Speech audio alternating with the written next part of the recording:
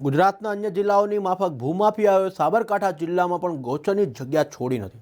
ગેરકાયદેસર રીતે ગૌચરની જમીન ઉપર કબજો કરી ગૌચરનો સત્યાનાશ કરી નાખ્યો છે। ત્યારે ગ્રામજનો ન્યાય માટે હવે લડાયક મૂડમાં આવ્યા છે। જોઈએ આ અહેવાલ।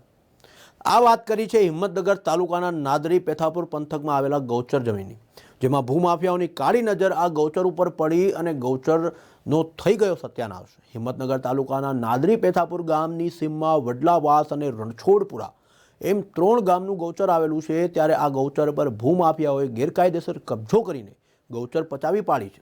એટલું જ નહીં, બેફામ બનેલા ભૂમાફિયાઓએ હજારો ઝાડ પણ કાપી નાખ્યા છે।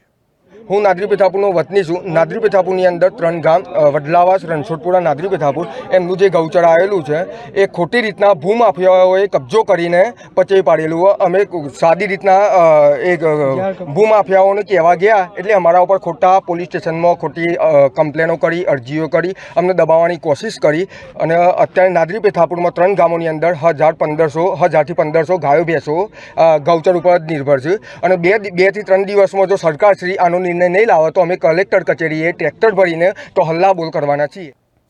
ગૌચરની જમીન હોવા છતાં ગેરકાયદેસર કબજો કરી જીસીબીથી ગૌચરમાં આવેલા ઝાડ કાપી નાખવાનું પણ શરૂ કરી દેવાયું છે।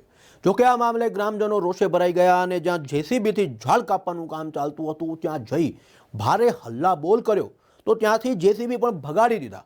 તંત્રની મિલીભગતથી ગેરકાયદેસર ગૌચર ઉપર કબજો કરનાર ભૂમાફિયાઓએ પોલીસની ગાડી મોકલી તો સાથે સાથે ગ્રામજનોને ધમકીઓ પણ મોકલાવી દીધી। હું નાદરી પેથાપુર ગામનો વતની છું।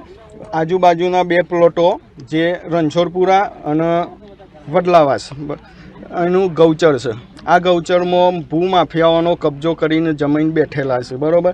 આ ભૂમાફિયાઓ કહે છે ગૌચર અમારું છે, તો આ કોના પાસેથી વેચાણ લીધું, કોનું પૈસા આલ્યા, શું કર્યું, એનું કાર્યવાહી સરકારશ્રીને મારી વિનંતી છે કે કરો અને અમને ન્યાય આપો।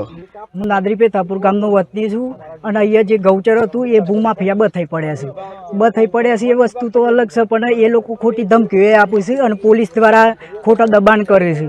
ખોટા દબાણ કરી અને પોલીસ અહીંયા મોકલે છે। પોલીસ આવે એટલે અહીંયા ગામવાળાને જે ગૌચરમાં ઝાડ આવેલા હતા એ બધા રાતોરાત ભૂમાફિયાઓએ રાતોરાત કાઢી ગાલ્યા છે અને કાઢી અને આ અંગે વહીવટી શાખામાં મેં રજૂઆત કરી પણ કોઈ સાંભળવા જ તૈયાર નહીં। આ ગૌચરમાં 1000 થી 1500 ગાયો ચરી છે અને જો સરકાર અમને કોઈ જવાબ નહીં આપે તો અમે કલેક્ટર કચેરીમાં 4-5 દિવસ પછી હલ્લાબોલ કરશું।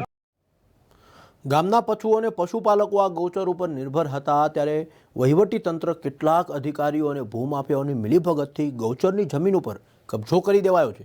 જોકે હવે સરકારી તંત્ર તરફથી ન્યાય ન મળતા ગ્રામજનો ન્યાય માટે જાતે લડાયક બન્યા છે।